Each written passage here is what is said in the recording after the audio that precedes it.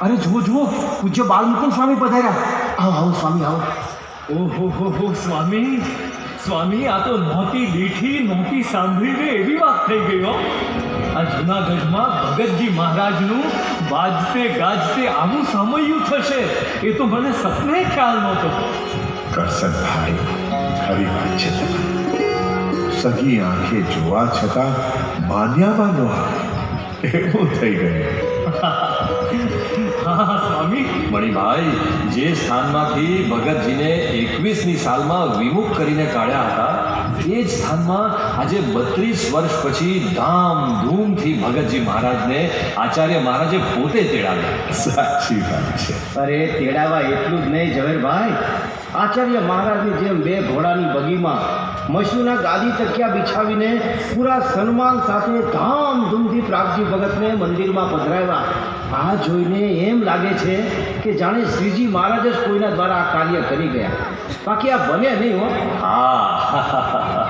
અરે મણિભાઈ, મંદિરમાં પધરાવ્યા એટલું જ નહીં, ભગતજી મહારાજનો ઉતારો પણ દરવાજા પર જ્યાં આદિ આચાર્ય રઘુવીરજી મહારાજ ઉતરતા ત્યાં રાખ્યો છે. વળી કોઠારી જીભાઈએ અહીં અગાઉથી બધી સગવડ કરી દીધી છે.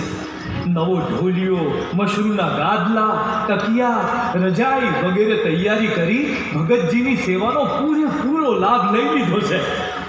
મને તો લાગે છે મણિભાઈ, આ ધામધૂમ પાછળ નક્કી કોઈની ભારે કોઠાસૂઝ કામ કરી ગઈ છે. અરે કરશનભાઈ, એટલે જ હું કહું છું કે શ્રીજી મહારાજ જ કોઈના દ્વારા આ કાર્ય કરી ગયા. બાકી આ બને જ નહીં ને. પણ કોના દ્વારા આ કામ કર્યું મહારાજે એનો તાળો જડતો નથી એમ કહેવું છે મારું. સમજ્યા મણિભાઈ? મારું આ કોયડો ઉકેલવા જેવો તો ખરો. પડદા પાછળ રહીને કોણ આ ખેલ ખેલી ગયું હશે? હે? અરે એ બીજું તો કોણ હોય મણિભાઈ? ભગતજીના કોળીલા લાલ શાસ્ત્રી યજ્ઞ પુરુષદાસની ગુરુ ભક્તિનો પરચો છે આ. પણ ઝવેરભાઈ, એ કેવી રીતે? જરા માંડીને વાત કરો તો હરખો ફોડ પડે. વાત એમ છે ને કરશનભાઈ કે જૂનાગઢમાં જન્માષ્ટમીનો સમય આવે છે એ જાણ યજ્ઞ પુરુષદાસને થયું. એટલે એમણે સંકલ્પ કર્યો કે જે સ્થાનમાંથી ભગતજીને અપમાન કરી વિમુખ કરવામાં આવ્યા તે જ સ્થાનમાં તેઓનું ભવ્ય સન્માન કરવું છે. તેથી એમણે મને આચાર્ય મહારાજને કાગળ લખી ભગતજીને જન્માષ્ટમીના ઉત્સવમાં જૂનાગઢ તેડાવવા જણાવ્યું. મેં તો આચાર્ય મહારાજને કાગળ લખી વિનંતી કરી દીધી.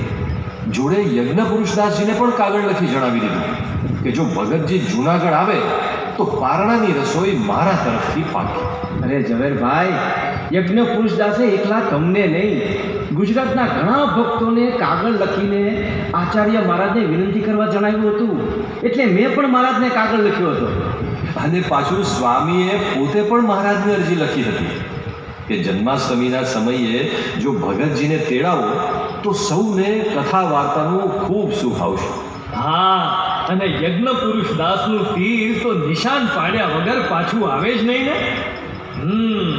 હવે ફોડ પડ્યો કે કોની ગુરુ ભક્તિથી આ કામ થયું છે. એટલે જ પછી થોડા સમયમાં તો આચાર્ય મહારાજની મહોર છાપવાળો કાગળ ભગતજી પર આવી ગયો અને તેમને જન્માષ્ટમીએ જૂનાગઢ બોલાવી લીધા. પણ વાત એટલે અટકતી નથી ભાઈ. ભગતજીને તેડાવ્યાના આ સમાચાર જેવા યજ્ઞ પુરુષદાસને મળ્યા કે તેઓ ભગતજીના સ્વાગતની તજવીજ કરવા પોતે અહીં જૂનાગઢ આવી પહોંચ્યા.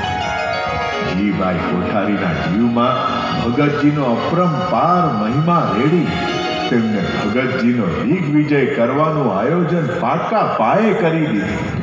અને સાથે સાથે અમને ગુજરાતના ભક્તોને પણ જૂનાગઢ પધારવાના કાગળો લખી દીધા. હા ઝવેરભાઈ, થોડા દિવસ અહીં જૂનાગઢ રહી ભગતજીના સ્વાગતની ઉતારાની બધી વ્યવસ્થા કરી યજ્ઞ પુરુષદાસ તો પાછા રાજકોટ જતા રહ્યા. ખરેખર કોઈને સગડ મળે નહીં તેમ આ નાના સાધુએ પોતાના ગુરુ ભગતજીનો ખરેખરો દિગ્વિજય કરાવી દીધો. અંતરમાં ગુરુ ભક્તિનો સાગર છલકતો હોય ને તો જ કોઈ આવો સંકલ્પ અને આટલો દાખલો કરી શકે. વાહ યજ્ઞ પુરુષદાસ, વાહ! ધન્ય તમારી બુદ્ધિને અને ધન્ય તમારી ગુરુ ભક્તિને. ભગતજી સાચું જ કહે છે કે યજ્ઞ પુરુષ દાસ તો ઠાકરીઓ વીછી છે. જ્યાં જશે ત્યાં મુમુક્ષુને ઝટકા મારીને પ્રત્યક્ષ ભગવાન અને પ્રત્યક્ષ સંતની ઓળખાણ કરાવી દેશે. પણ આ વખતે તો તમે છાના રહીને આખા સંપ્રદાયમાં પ્રગટ સંતની ઓળખાણ સૌને કરાવી દીધી હો. હાલો હાલો, હવે યજ્ઞ પુરુષ દાસે ભગતજીની કથા વાર્તાનો પણ ખરેખરો લાભ મળે તેવું આયોજન કર્યું છે. અને જુઓ તો ખરા, સભા મંડપમાં ભગતજીના આસને કેવી ભીડ જામી ગઈ છે. હાલો હાલો, આપણે પાછા બાકી ન રહી જઈએ. હાલો હાલો ત્યારે ઝટ હાલો. ભગતજીના સમાગમનો લાભ મળશે. હાલો હાલો હાલો હાલો.